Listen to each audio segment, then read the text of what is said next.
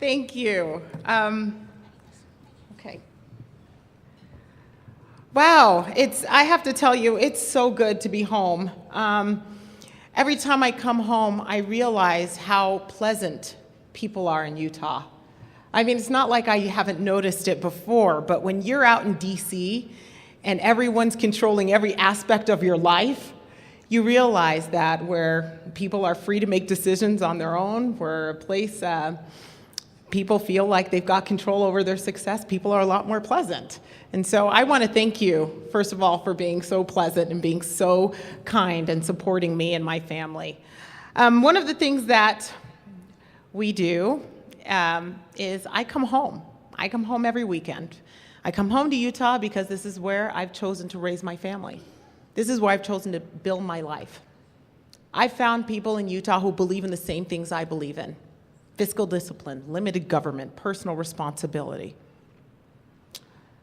Besides spending quality time with my family and my friends at home, I still run. You guys might be surprised to hear that, but it's the only thing that I can do to compartmentalize. Whether I'm running up a mountain, down the street, across our beautiful landscapes, I have to tell you the best time to run is at sunrise. There's something about running at sunrise that stirs the soul. I think it's instructive for us as we face challenges nationally. For over 200 years, we as a country have done the work that we needed to do. We've stood up, we've lended a hand to the poor, we've united to put down tyranny and evil. Utah especially will rally around a good cause, whether it's down the street, across town, or around the world. We've done this because we've always stood up to make difficult decisions and do what was best for us and for others. I believe that in every moment, there's a possibility of a better future. But there's been a little bit of a change. If you haven't noticed, people are angry, and rightfully so. They're upset. But I've also come to realize something that is a little bit more disturbing. People are willing to accept the doom and the gloom. They're willing to accept the inevitability of this country losing its sovereignty. And it's easy for people to accept that because it requires nothing of us today. Just think about that. Every moment there's a possibility of a better future, but we are accepting the doom and gloom because it requires nothing of us today. When I was a young girl, I think some of you may have heard this, but when I was a young girl, my parents used to teach me these lessons. My dad was a little bit more firm in how he would teach me certain things, and my mom was a little bit more settled. But one lesson that my dad would teach me is he would say, if I wanted something, and I wanted it badly enough, he would say, Mia, go write an essay as to why you needed that. And so I'd go and I'd write this essay, and as soon as I convinced my dad that I needed it, he would say, okay, great. Now you're going to figure out how you're going to pay for half of it. And I would say, Dad, I mean, what kind of dad does that, right? But that's what he would do. He would make me do that. My mom, on the other hand, would teach me these other lessons. She would say, Mia, stop being idle. Go and cook something. Do something in the kitchen. So there was one time where I made something that kind of looked like a cobbler. I don't know if you guys would call it that.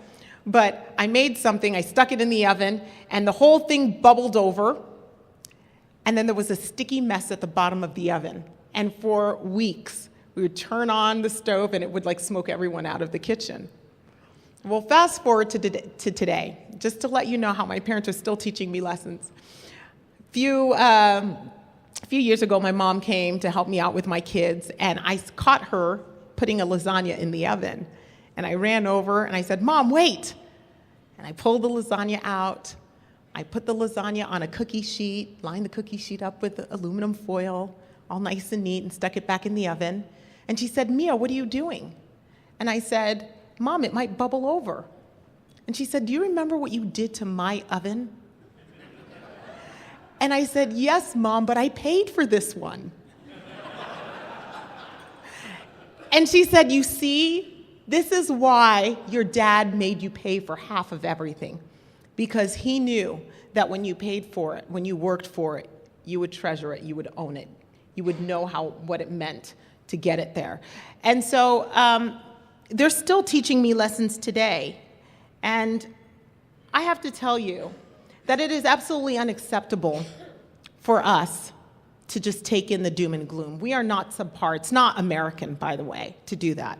It's certainly not Utah-like, and it's not what we do as conservatives. Just to let you know what I'm doing in Washington, I could probably spend a lot of time letting you know what I've learned in DC. I will spare you that. But I've taken all of the things that I've promised and I've applied them. And I've done everything I could to make sure that I was working for you. Co-sponsored over 106 bills. I don't know if you've heard about the frustration I had with bills coming in at the last hour, 1,000+ page bills, so I dropped something called One Subject at a Time. I don't know if you've heard of it. But I'm really excited about it and very proud of it, and hopefully we'll get a lot of other members of Congress to pick that up also. But we're working really hard. I'm on the select panel on infant lives and working for Utah. And I have to tell you, I've heard this rumor that I am the #1 target for the Democratic Party. Has anybody heard that? I say do your worst. When people come at me and they say, hey, Mia, what do you think about that? I say do your worst, and we will show you what Utah does best.